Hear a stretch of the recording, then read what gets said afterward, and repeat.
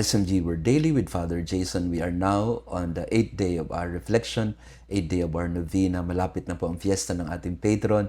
Binibigyan natin ang mga pagninilay na ito para mas makilala ninyo si Maria Goretti at nakita natin sa mga nagdaang araw kung paano ang kanyang buhay, bagamat maigsi ay parehong-pareho ng buhay at pinagdaanan ng Panginoon. They were both born poor, they were both exiled and migrated.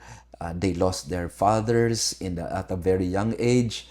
Pareho silang namatay in a very violent death. Pero sa gitna ng kahirapan, karahasan, hindi sila nagpagapi, hindi sila nagpatalo sa kadiliman. They turned the tragedy into mercy and hope. Maria Goretti, as instructed by the Lord, she forgave her attacker. And Maria Goretti was like a tree that kept on giving, like a well that kept on giving water. Bakit?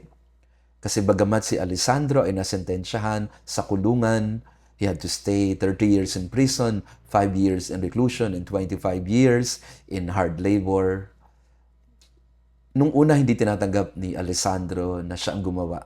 In fact, he was very violent when he was arrested and he was resisting the arrest. Yung tatay naman niya, ganun din.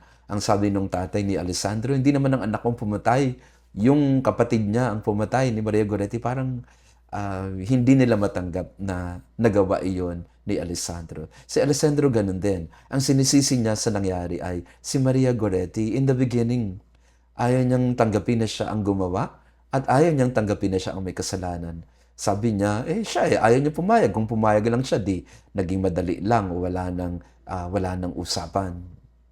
But because she resisted, that's what happened to her. Victim blaming ang tawag natin doon ngayon. Pero akala natin wala nang pag-asa si Alessandro, pero ang kwento ni Maria Goretti hindi natapos sa kanyang kamatayan. Sa halip, tinuloy ito ni Alessandro. Because one time when he was in prison, Maria Goretti appeared to him in a dream, in a vision. And Maria Goretti, in the dream of Alessandro, was giving to him 14 flowers. Labing apat na bulaklak na parang naintindihan ni Alessandro na ito ay bulaklak ng pagkapatawad. From 14 stab wounds, Maria Goretti gave her 14 flowers of pardon. This is something beautiful, and hopefully we can learn from this that there is always hope for the sinner. Pwedeng magbago ang isang makasalanan. Mahirap lang gawin ito mga kapatid, ang magpatawad, ang magbigay ng panibagong pagkakataon sa nagkasala. Pero ito lang ang daan para maghilom ang mga sugat ng ating buhay. There is hope for the sinner if the people who were offended would give them a chance. Now, we're not justifying the sins. In fact, nakulong nga si Alessandro. Pero kung gusto nating maghilom ang mga sugat na bunga ng mga masasamang karanasan, kailangan nating magpatawad. And I'd like to read to you the last will and testament, the spiritual testament of Alessandro Serenelli before he died. Na ang sabi niya in his testament, I am almost 80 years old and near the end of my days. Looking back on the past, I recognize that in my early youth, I went down a false path, the way of evil, which led me to ruin. I saw the world through the news, entertainment, and bad examples that most young people follow without giving them a thought. I didn't think about it either. There were people of religious faith and practice near me, but I didn't pay them any heed, blinded by a brute force that impelled me down a bad road. At the age of 20, I committed a crime of passion, the mere memory of which horrifies me today. Maria Goretti, now a saint, was the good angel that Providence placed ahead of my steps to save me. I still bear engraved upon my heart her words of reproach and forgiveness. She prayed for me. She interceded for her murderer. What a beautiful testament and what a beautiful turnaround in the story of Alessandro. That Maria Goretti pleaded to the Lord, I don't want you to go to hell.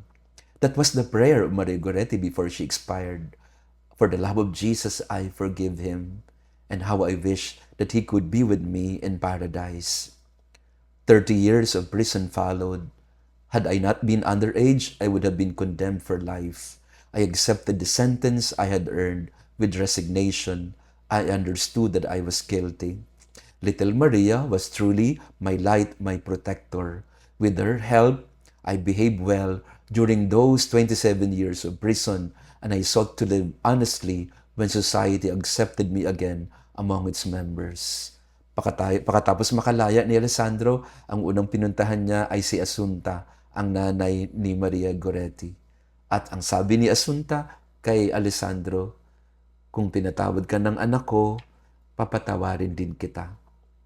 Again, a beautiful story of hope and forgiveness. And we know that in the canonization of Maria Goretti by Pope Pius XII noong 1850, si Alessandro at ang kanyang nanay ay naandoon sa canonization rite.